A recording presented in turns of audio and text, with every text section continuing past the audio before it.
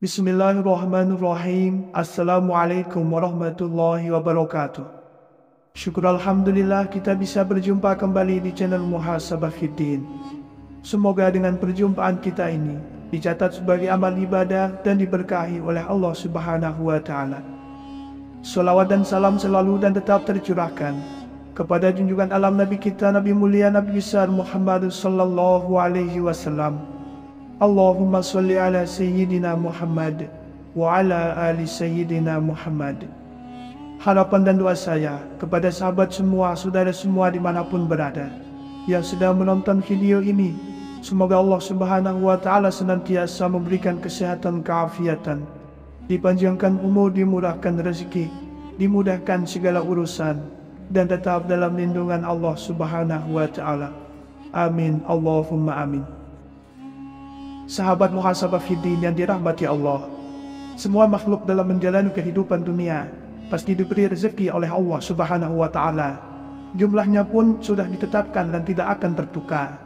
Rezeki bisa jadi berupa harta materi, kesehatan, istri solehah, suami yang soleh, dan anak-anak yang baik, taat dan patuh kepada orang tua.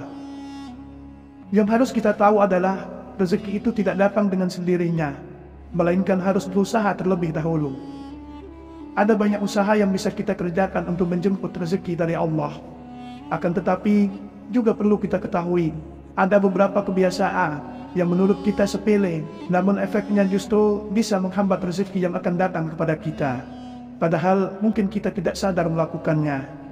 Oleh sebab itu, mulailah berhati-hati dan koreksi diri apabila beberapa kebiasaan ini masih ada pada diri kita semuanya. Lalu apa saja kebiasaan sehari-hari yang bisa menjauhkan kita dari rezeki? Yang pertama adalah makan makanan haram. Makanan haram saat ini tidak hanya sebatas daging babi, bangkai, darah dan binatang yang disembelih dengan tidak menyebut nama Allah. Akan tetapi, makanan yang bersumber dari rezeki yang tidak halal seperti korupsi, mencuri, nepotisme dan lain sebagainya. Ternyata mengonsumsi makanan yang didapat dengan cara haram bisa menjadi salah satu kebiasaan yang tanpa disadari dapat menolak rezeki dari Allah Subhanahu wa Ta'ala. Tubuh yang tumbuh dengan makanan haram maka tidak akan malu untuk melakukan perbuatan yang diharamkan pula ketika mencari rezeki.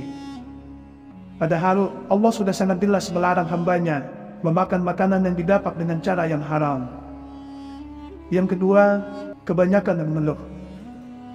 Hal ini mungkin tanpa sadar kita sering melakukannya, padahal kebiasaan tersebut bisa menjauhkan kita dari rezeki yang akan datang kepada kita. Kenapa demikian? Mengeluh berarti kita tidak puas dengan apa yang kita dapat dan kita miliki, yang akibatnya kita akan jauh dari rasa syukur kepada Allah. Padahal kita semua tahu, syukur adalah jalan Allah memberikan rezeki lebih kepada kita. Oleh sebab itu, mulailah bersyukur, sedikit ataupun banyak, besar atau kecil yang kita dapatkan hari ini. Dan yakinlah, jika kita bersyukur hari ini, insya Allah esok hari Allah akan memberikan lebih kepada kita. Ketiga, materialistis. Kebiasaan materialistis atau memukul segala sesuatu dengan uang dan barang ternyata menjadi satu sikap yang bisa menolak rezeki. Orang yang memiliki sikap materialistis biasanya akan memandang rendah orang lain yang tidak memiliki kekayaan seperti dirinya. Sementara itu, mereka akan memperlakukan orang kaya dengan sebaik-baiknya. Padahal Allah Subhanahu wa Ta'ala tidak melihat hambanya dari seberapa banyak kekayaannya dan seberapa besar harta bendanya. Akan tetapi, Allah memandang hambanya dari segi keimanannya. Kebiasaan bersikap matre dapat membuat manusia mendewakan harta di atas segala-galanya. Hal ini tentu saja bisa menjerumuskan manusia tersebut pada syirik, yakni salah satu dosa besar yang tidak akan diampuni oleh Allah Subhanahu wa Ta'ala sebelum benar-benar bertaubat dari kesyirikannya. Oleh karena itu, hindarilah kebiasaan menilai segala sesuatu dari segi kekayaan dan barang-barangnya, sebab akan menjadikan diri kita sombong dengan apa yang kita punya. Sedangkan kita tahu Allah sangat membenci hamba-hambanya yang menyombongkan diri. Yang keempat, berlebihan dalam mengejar duniawi. Dunia memang senantiasa menawarkan kenikmatan bagi penghuninya. Kenikmatan tersebut terkadang bisa membawa kita mudah terperdaya dan lupa bersyukur serta lupa beribadah kepada Allah Subhanahu wa Ta'ala. Apabila kita terlalu disibukkan dengan urusan dunia dan lupa menabung amal kebaikan untuk di akhirat kelak, maka insya Allah rezeki yang datang kepada kita akan terasa sangat sulit. Dan kebiasaan yang demikian ini menjadi salah satu hal yang tanpa disadari bisa menolak rezeki. Bagaimana Allah memberikan rezekinya, sementara kita tidak pernah mengingatnya dan mendekat untuk mengerjakan segala perintahnya. Oleh sebab itu, seimbangkan urusan dunia dan akhirat kita terlebih dulu. Insya Allah, dengan seperti itu, dunia dan akhirat akan kita dapatkan. Lalu yang kelima, tidak menjaga badan. Kesehatan merupakan senjata utama untuk menjemput rezeki yang sudah Allah sediakan untuk kita. Dengan selalu menjaga kesehatan, secara tidak langsung, kita juga menjaga karunia dan rezeki yang diberikan Allah kepada kita.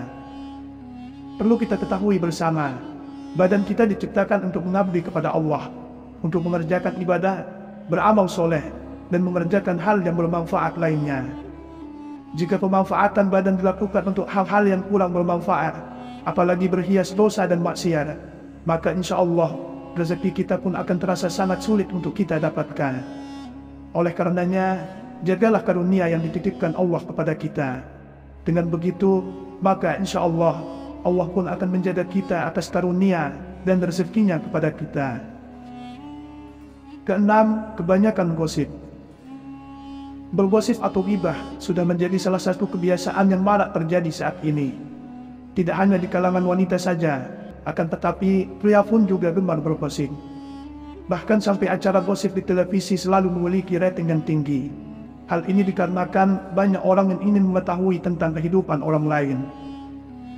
Ketika kita bergosip, itu artinya kita telah menghabiskan waktu untuk mencela dan mempergunjingkan kehidupan orang lain. Dan kebiasaan ini merupakan salah satu tanda bahwa kita sendirilah yang menolak rezeki dari Allah Subhanahu wa Ta'ala.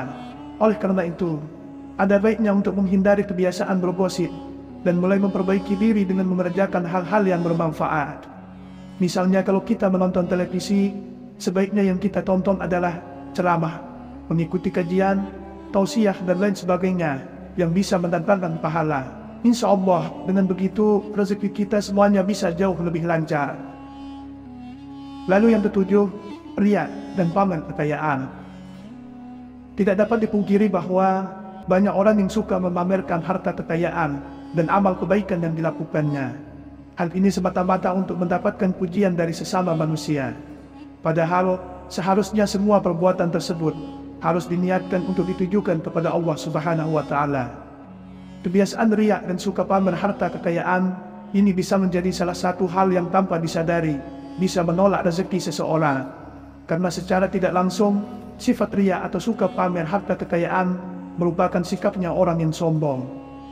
Karena orang-orang yang seperti ini menganggap bahwa harta yang didapatnya selama ini adalah hasil kerja kerasnya sendiri, hasil kepintarannya mencari rezeki tanpa adanya campur tangan dari Allah.